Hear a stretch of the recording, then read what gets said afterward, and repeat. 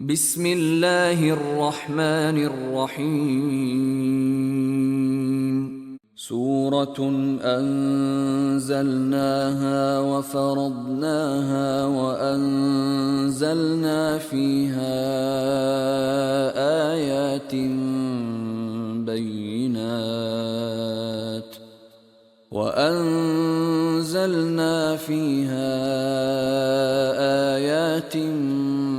بينات لعلكم تذكرون. الزانية والزاني فاجلدوا كل واحد منهما 100 جلدة ولا تأخذكم بهما رأفة في دين الله إن كنتم تؤمنون بالله واليوم الآخر وليشهد عذابهما طائفة من المؤمنين. الزاني لا ينكح إلا زانية أو مشركة والزانية لا ينكحها إلا زان أو مشرك وحرم ذلك على المؤمنين.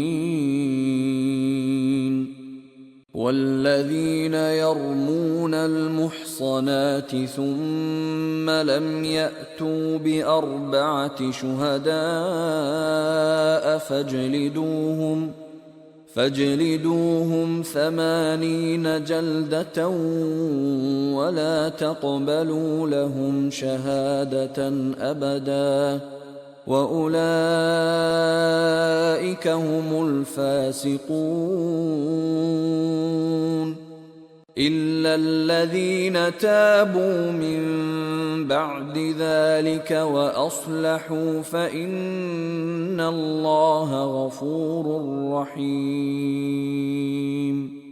والذين يرمون أزواجهم ولم يكن لهم شهداء إلا أنفسهم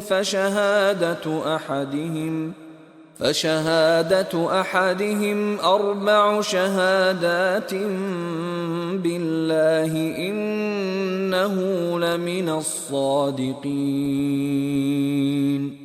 والخامسة أن لعنة الله عليه إن كان من الكاذبين. ويدرأ عنها العذاب أن تشهد 4 شهادات بالله إنه لمن الكاذبين. والخامسة أن غضب الله عليها إن كان من الصادقين. ولولا فضل الله عليكم ورحمته وأن الله تواب حكيم. إن الذين جاءوا بالإفك عصبة منكم لا تحسبوه شرا لكم بل هو خير لكم لكل امرئ منهم ما اكتسب من الإثم والذي تولى كبره منهم له عذاب عظيم. لولا إذ سمعتموه ظن المؤمنون والمؤمنات بأنفسهم خيرا وقالوا هذا إفك مبين.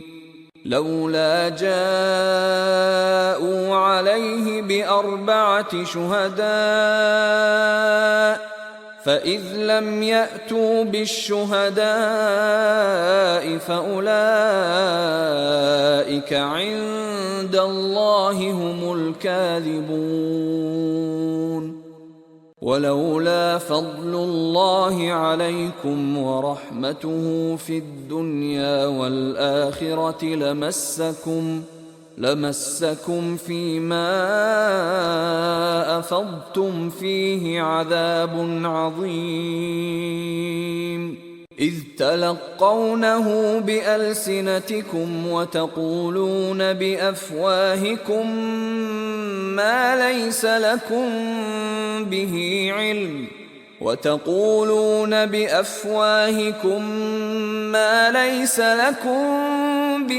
علم وتحسبونه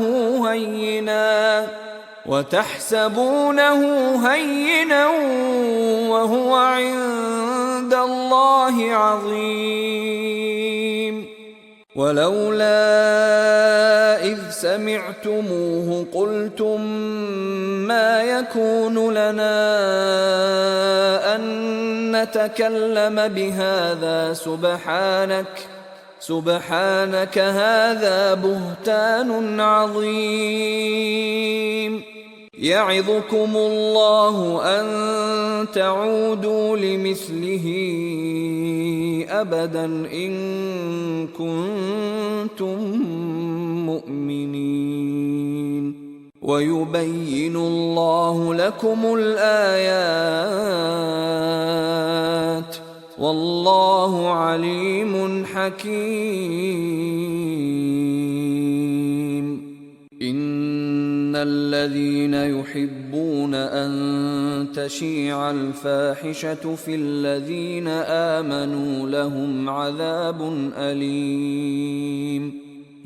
عذاب أليم في الدنيا والآخرة والله يعلم وأنتم لا تعلمون. ولولا فضل الله عليكم ورحمته وأن الله رءوف رحيم.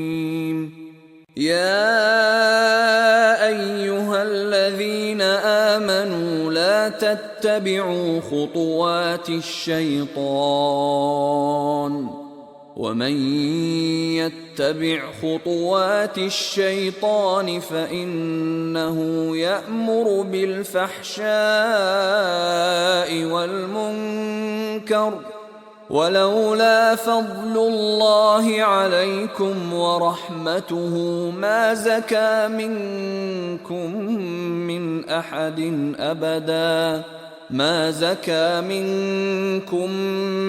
أحد أبدا ولكن الله يزكي من يشاء والله سميع عليم. ولا يأتل أولو الفضل منكم والسعة أن يؤتوا أولي القربى والمساكين والمهاجرين في سبيل الله وليعفوا وليصفحوا ألا تحبون أن يغفر الله لكم والله غفور رحيم. إن الذين يرمون المحصنات الغافلات المؤمنات لعنوا في الدنيا والآخرة ولهم عذاب عظيم. يوم تشهد عليهم ألسنتهم وأيديهم وأرجلهم بما كانوا يعملون. يومئذ يوفيهم الله دينهم الحق